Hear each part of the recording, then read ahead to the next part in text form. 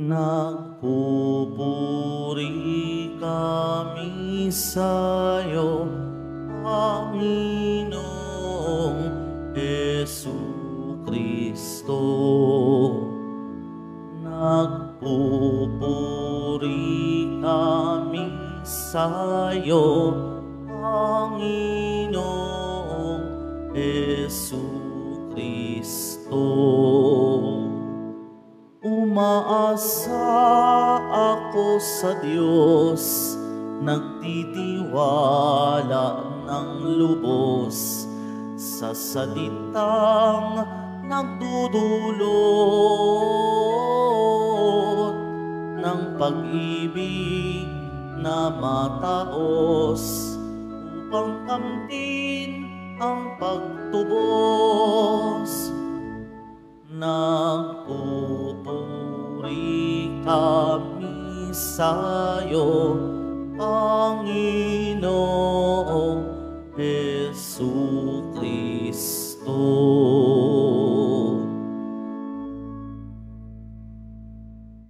Sumainyo ang Panginoon. At sumaiyo rin. Ang mabuting balita ng Panginoon ayon kay San Lucas. Papuri sa iyo, Panginoon. Nang dumating si Jesus sa Nazaret, sinabi niya sa mga nasa sinagoga, "Tandaan ninyo, walang propetang kinikilala sa kaniyang sariling bayan. Ngunit sinasabi ko sa inyo, maraming babaeng balo sa Israel noong kapanahunan ni Elias, nang hindi umulan sa loob ng 3 taot kalahati at magkaroon ng matinding tagutom sa buong lupain. Subalit hindi sa kanino man sa kanila pinapunta si Elias, kundi sa isang babaeng balo sa Serapta, sa lupain ng Sidon. Sa dinami-nami ng mga ketongin sa Israel, noong kapanahunan ni Eliseo, walang pinagaling isa man sa kanila. Sinaaman pang taga-Syria ang pinagaling." Galit na galit ang lahat ng mga nasa sinagoga nang marinig ito. Nagtindigan sila at ipinagtabuyan siyang palabas sa taluktok ng burol na kinatatayuan ng bayan upang ibulid sa bangin. Ngunit dumaan siya sa kalagitnaan nila at umalis. Ang mabuting balita ng Panginoon. Pinupuri ka namin, Panginoong Hesukristo. Magsiupo muna po ang lahat. Magandang tanghali po sa inyong lahat. Mga minamahal kong kapatid, ngayong araw, ipinapakita sa atin ng Ebanghelyo ang isang masakit ngunit makatuturoan na katotohanan. Ang pagtanggi kay Jesus ng kanyang sariling kababayan. Sa ating buhay, nararanasan din natin ito, ang hindi pagkatanggap, ang hindi pagkilala sa ating mabuting intensyon at ang pagsasara ng iba sa katotohanang nais nating ipahayag. Sino nga ba si Jesus para sa mga taga-Nazaret? Kilala nila siya bilang anak ni Jose, ang karpintero. Marahil nakita nila siyang tumutulong sa pag-aayos ng bahay ng kanilang mga kapitbahay. O marahil nakasabay nilang bumili ng pagkain sa palengke. Subalit ngayong siya'y nangangaral bilang isang propeta, hindi nila matanggap na siya ang hinirang ng Diyos. Nasanay sila sa kaisipan na si Jesus ay isa lamang sa kanila, kaya't hindi nila siya makita bilang Mesiyas. Dahil dito, sarado ang kanilang puso sa katotohanan. Mga kapatid, hindi ba't ganyan din tayo minsan? Mas madaling makita ang Diyos sa mga malalayong himala at hindi sa pang-araw-araw nating buhay. Halimbawa, mas maniniwala sa isang dayuhan na nangangaral ng magandang aral kaysa sa isang kaibigan na matagal na nating kilala. Mas pinahahalagahan natin ang payo ng mga sikat kaysa sa mga paalala ng ating mga magulang.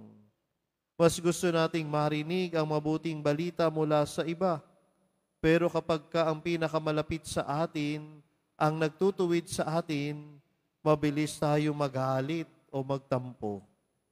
Tandaan natin, madalas ang Diyos ay nagsasalita sa atin hindi sa pamamagitan ng malalakas na tinig o himala, kundi sa simpleng tao at karanasan sa ating buhay. Sarado ang isipan, sarado ang puso ng mga taga-Nazaret. Mas lumala pa ang sitwasyon sa Ebanghelyo nang banggitin ni Jesus ang dalawang kwento mula sa lumang tipan. Ang balo sa Serapta, isang banyaga na tinulungan ng Diyos sa panahon ng taggutom, at sinaaman na taga-Syria, isang hindi Hudyo na pinagaling ni Propeta Eliseo mula sa ketong.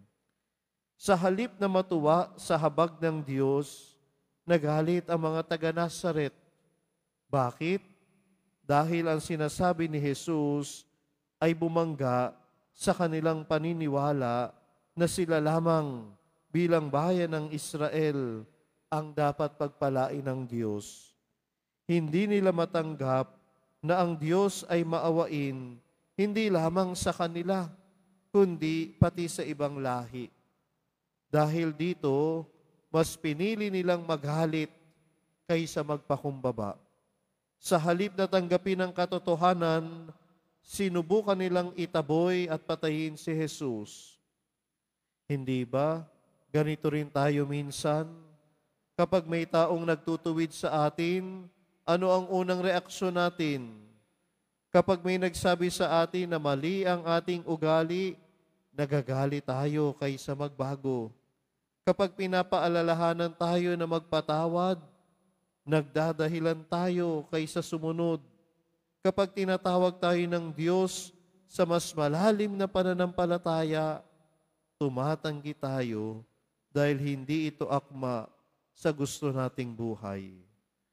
Mga kapatid, ang saradong puso ay hindi kailanman tatanggap ng biyaya ng Diyos.